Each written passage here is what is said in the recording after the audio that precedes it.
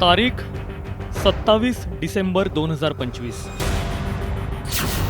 ठिकाण भवानीपेठ कार्यालय पुणे.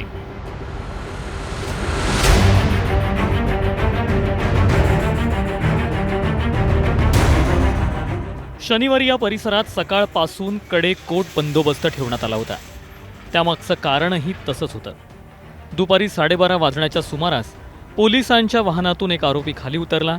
त्याचा चेहरा काळ्या बुरख्यानं झाकलेला होता. त्याच्या हाताला दोर बांधलेला होता. पोलीस त्याला विभागीय कार्यालयात घेऊन आले होते. तो आरोपी दुसरा तिसरा कोणी नाही तर तो होता पुण्यातील कुख्यात गुंड बंडू आंदेकर. पालिका निवडणुकीसाठी त्यानं उमेदवारी अर्ज दाखल केलाय. अर्ज भरून बाहेर पडताना तो काय म्हणाला ते बघा.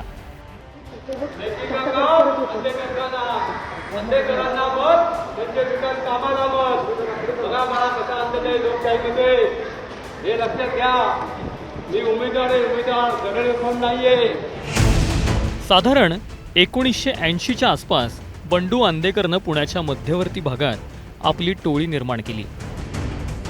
पुण्यातील नानापेठ आणि गणेशपेठ परिसरात आंदेकर टोळी सक्रिय होती. विरोधी टोळीच्या गुंडांवर हल्ले करणं, खंडणी, दंगल घडवणं, बेकायदेशीर शस्त्र बाळगणं असे अनेक गुन्हे बंडू आंदेकर आणि त्याच्या टोळीवरती दाखल आहेत. पुण्यातील गुन्हेगारी इतिहासामध्ये आंदेकर आणि माळवदकर टोळीतील संघर्ष सर्वश्रुत आहे. या संघर्षात दोन्ही टोळ्यांमधील अनेकांचे मुर्दे पडले आहेत. त्यातून आंदेकर टोळीवर अनेकदा मोक्का अंतर्गत कारवाई करण्यात आली. तसंच बंडू आंदेकरला तडीपारही करण्यात आलं होतं. एका हत्या प्रकरणात बंडू आंदेकरला जन्मठेपेची शिक्षा झाली होती.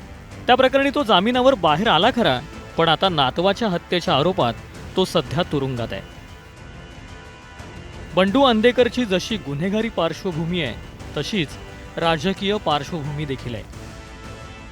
बंडू आंदेकरची चुलत बहीण 1997 मध्ये काँग्रेसच्या महापौर होत्या. तर त्याचा चुलत भाऊ गणेश आंदेकर माजी नगरसेवक होता. बंडूची पत्नी राजश्री आंदेकरही माजी नगरसेविका आहे. तर भाऊ उदयकांत आणि भाऊजे लक्ष्मी आंदेकरही माजी नगरसेवक आहेत. बंडूचा मुलगा वनराजही माजी नगरसेवक होता, पण त्याची हत्या करण्यात आली. वनराज आणि उदयकांतची पत्नी पालिका निवडणुकीच्या रिंगणात उतरली आहे.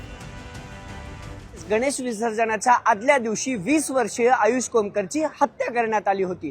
माजी नगरसेवक वनराज आंदेकर याच्या हत्येचा बदला घेण्यासाठी ही हत्या घडवून आणल्याचं समोर आलं.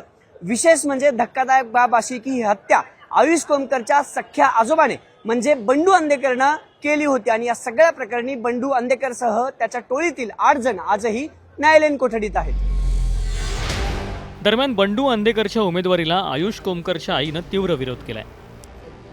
आंदेकर टोळीशी संबंधितांना राजकीय पक्षांनी उमेदवारी दिल्यास आत्मदहन करण्याचा इशारा कल्याणी कोमकर यांनी दिलाय. कल्याणी कोमकरनं शिवसेनेकडे उमेदवारीसाठी मुलाखतही दिल्याचं बोललं जात आहे. भर दिवसा रस्त्यावर मुडदे पाडणाऱ्या बंडू आंदेकरला कोणता राजकीय पक्ष उमेदवारी अथवा पाठिंबा देणार, त्याचा राजकीय आका कोण हे आगामी काळातच स्पष्ट होईल.